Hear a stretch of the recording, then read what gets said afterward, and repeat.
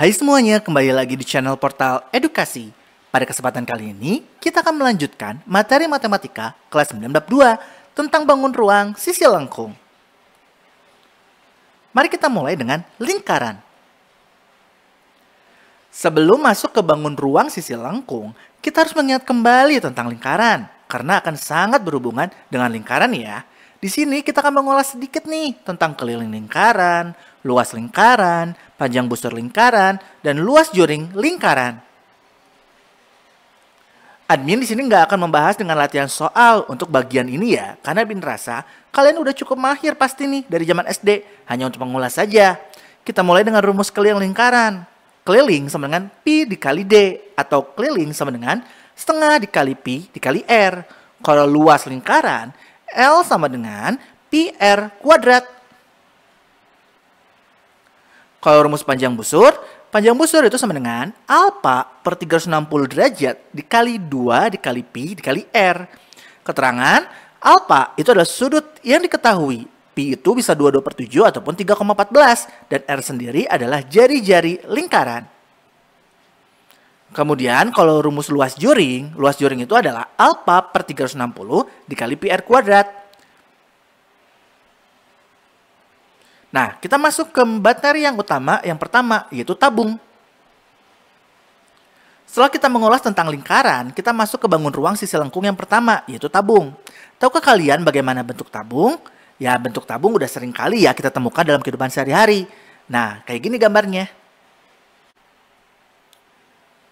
Tabung itu terdiri dari 2 buah lingkaran sebagai alas dan tutup, serta 1 buah persegi panjang sebagai selimut. Nah, perhatikan gambar di bawah ini ya. Kemudian bentuk jaring-jaring tabung itu sangatlah mudah, karena kita telah mengetahui bahwa tabung itu terdiri dari 2 buah lingkaran dan 1 buah persegi panjang. Jadinya bentuk jaring-jaring tabung itu seperti ini.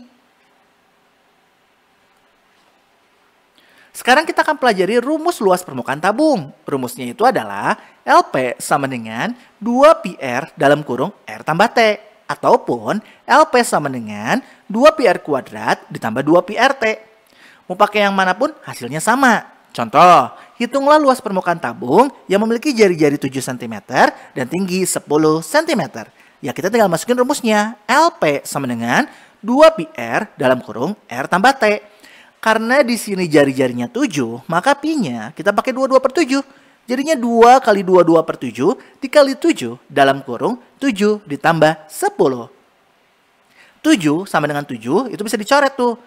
Jadinya 2 dikali 22 dikali 7 tambah 10, 17. Jadinya hasilnya 748 cm kuadrat. Selanjutnya volume tabung. Rumusnya itu adalah V sama dengan PR kuadrat T. Nah, dengan angka yang sama kita cari ini volumenya. V sama dengan PR kuadrat T. Nah, kita masukin 22/7 dikali 7 dikali 7 dikali 10. Jadinya 1540 cm kubik. Jadi ini mah tinggal ngitung aja ya. Yang penting hitungnya teliti, ya udah selesai. Selanjutnya kerucut. Kalian masih ingat kan bentuk kerucut? Bentuk kerucut itu sering kali kita temukan dalam kehidupan sehari-hari. Contohnya pada topi ulang tahun. Nah, kira-kira gambarnya seperti ini. Kerucut itu terdiri dari 1 buah lingkaran sebagai alas, 1 buah juring sebagai selimut, dan 1 buah titik sebagai puncak. Nah, perhatikan gambar di bawah ini ya. Kalau ini gambar jaring-jaring kerucut.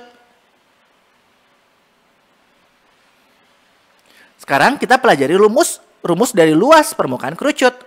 Rumusnya yaitu LP sama dengan PR dalam kurung R ditambah S.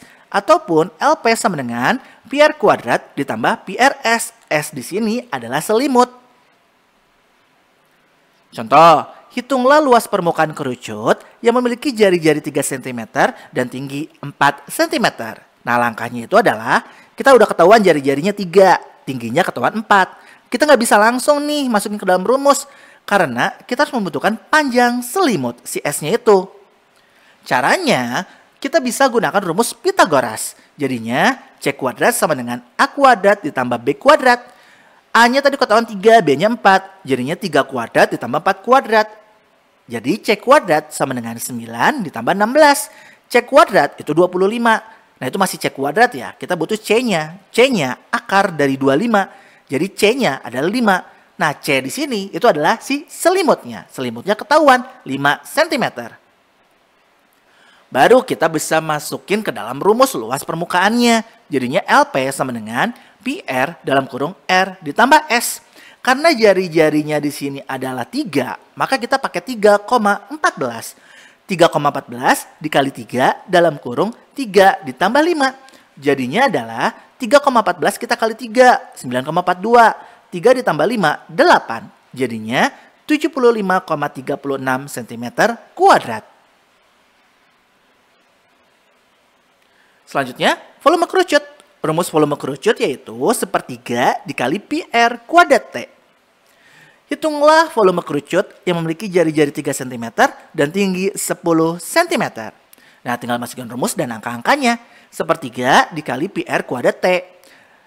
Sepertiga dikali 3,14 karena jari-jarinya 3 ya, bukan kelipatan 7. Sepertiga kali 3,14 dikali 3 dikali 3 dikali 10. Nah, kalau kita hitung jadinya sepertiga dikali 282,6.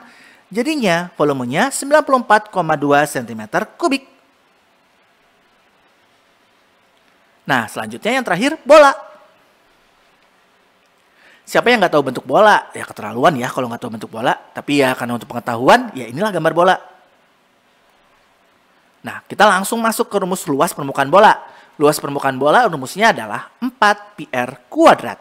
Contoh, hitunglah luas permukaan bola yang memiliki jari-jari 10 cm. Ya tinggal dimasukin. LP sama dengan 4 PR kuadrat. Karena jari-jarinya 10, maka kita bisa pakai 3,14. 3,14-nya biar gampang, kita ubah menjadi pecahan, yaitu 314 per 100. Jadinya 4 dikali 314 per 100 dikali 10 dikali 10. Ada 00 bisa coret nih. Jadinya tinggal 4 dikali 314. Yaitu hasilnya 1256 cm kuadrat. Kemudian kalau volume bola, rumusnya V sama dengan 4/3 kali PR kubik.